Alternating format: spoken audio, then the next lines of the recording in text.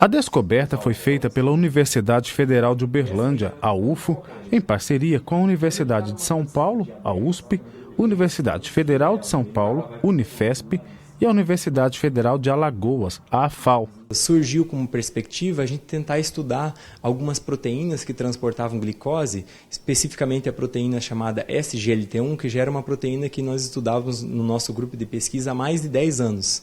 Então, a gente foi tentar estudar o papel dela no pulmão.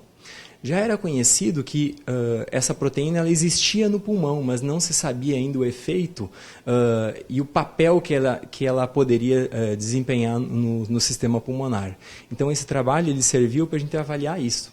A diabetes é uma doença caracterizada pela elevação da glicose no sangue. Os estudos feitos pelo Grupo de Pesquisa em Fisiologia Integrativa e Nanobiotecnologia Salivar da UFO mostraram que a SGLT1, uma proteína presente em células pulmonares, promove a diminuição da concentração de glicose e do volume de líquido pulmonar, reduzindo o risco de infecções respiratórias nos pacientes com a doença. Nos pulmões de um paciente sem diabetes, existe pouca presença de água, glicose e bactérias. Já no paciente com a doença, existe grande quantidade de glicose, representada aqui por essas bolinhas amarelas, e de água, representadas pelas bolinhas azuis, o que, por consequência, facilita o aumento de bactérias. Essas bactérias podem provocar uma pneumonia, por exemplo. A descoberta possibilitará a utilização de um estimulador da proteína, que é capaz de reduzir bastante a quantidade de bactéria e de água.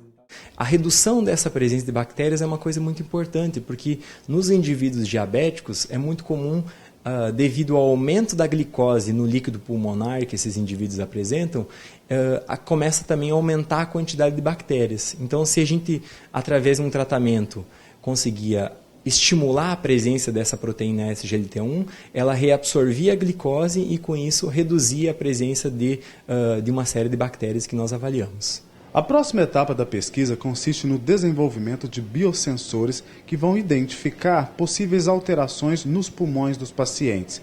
Através deste processo, um líquido será colocado nos pulmões e retirado. Depois disso, ele será analisado. Além das infecções presentes em pacientes com diabetes, a ideia é que, como parte da pesquisa, seja possível auxiliar na prevenção de infecções em pessoas sem a doença.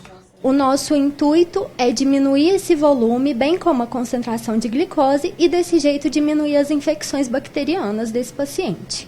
Tentando orientar os médicos numa forma mais direcionada no processo de diagnóstico, promovendo assim um tratamento efetivo, direcionado, tentando colaborar para a redução da mortalidade causada por essa infecção tão grave, de difícil diagnóstico, difícil tratamento e de causa de mortalidade tão elevada. Inicialmente, os testes foram feitos em ratos de laboratório e ainda não há uma previsão para serem realizados em humanos.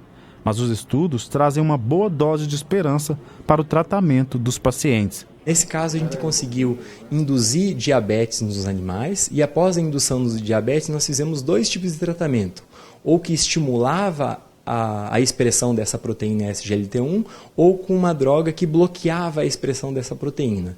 Então a gente conseguiu ter os resultados bastante satisfatórios, mostrando que quando a gente estimulava essa proteína SGLT1, a gente conseguia reduzir a presença de infecção respiratória e esse animal conseguia ter uma mobilização de ar de maior qualidade.